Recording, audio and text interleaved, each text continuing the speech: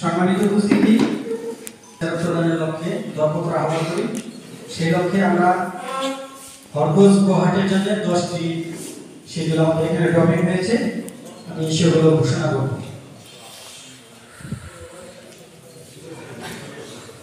এখানে মোহাম্মদ বাবুল হোসেন নামে একটি দরপত্র দাখিল হয়েছে। এখানে দর দাখিল করেছেন 6,80,000 টাকা।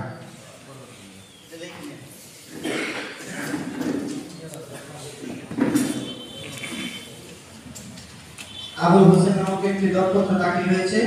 এখানে দাখিলকৃত দর হচ্ছে 3,30,000 টাকা।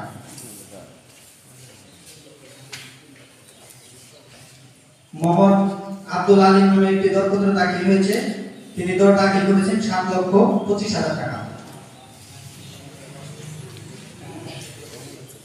এখানে এ কে ফজলুল হক জুয়েল, তিনি দর দিয়েছেন 10,10,000 টাকা। এখানে আবু রায়হান নামে একটি দরপত্র দিয়েছেন, তিনি কোনো দরপত্রে দর লেখেননি।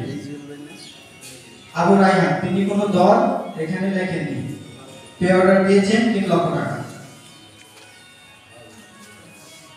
এখানে আব্দুল্লাহ মামুন একটি দরপত্র দাখিল করেছেন 11,76,650 টাকা। মোহাম্মদ গিয়াসউদ্দিন তিনি দর দিয়েছেন 3,50,000 টাকা।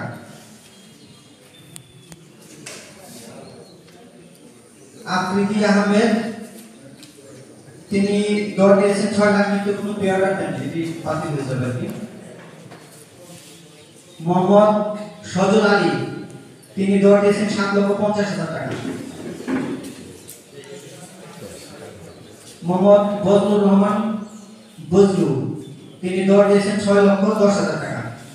এই হচ্ছে আমাদের দরপত্র। এখন আমাদের অফিসার একটা যাচাই বাছাই করবে, কোনো ত্রুটি বিচ্যুতি থাকলে সেগুলো আমাদের ছাড়া দেখে যেটা বাতিল হয় সেটি বাতিল করে দেবে। ধন্যবাদ সবাইকে।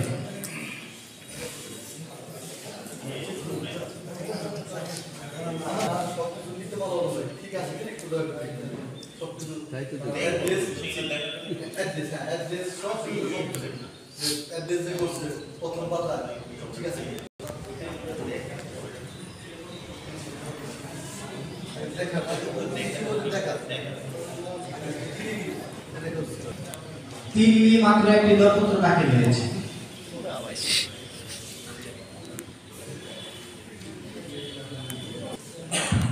পল্লীহাটের জন্য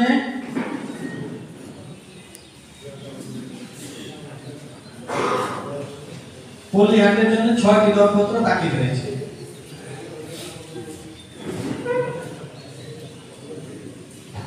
সাভার হাট বাজারের 2টা দরপত্র দাখিল হয়েছে। দরগ্রামে একটি দরপত্র দাখিল হয়েছে, জাঙ্গা একটি, গোপালপুরে 3টি দরপত্র দাখিল হয়েছে। গোপালপুর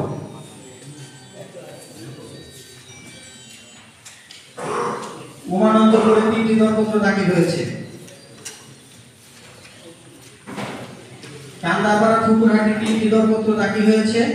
চরদিল্লি 2টি দরপত্র দাখিল হয়েছে। ধানকড়ায় 1টি দরপত্র দাখিল হয়েছে।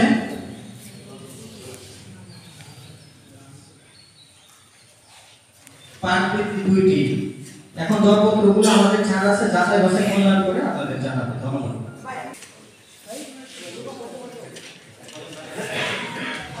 আমার যেটা শিক্ষা ওখানে আপনার যে অ্যামাউন্ট আসে 30% মানে আমি 30% আপনি ব্যাংকটা করছি, কিন্তু দরটা তো ওখানে চলে গেছিলাম লিখিনি।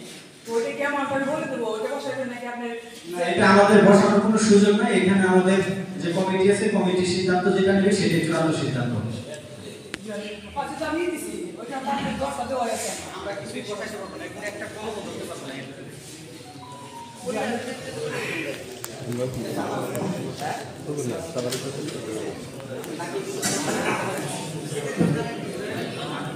No.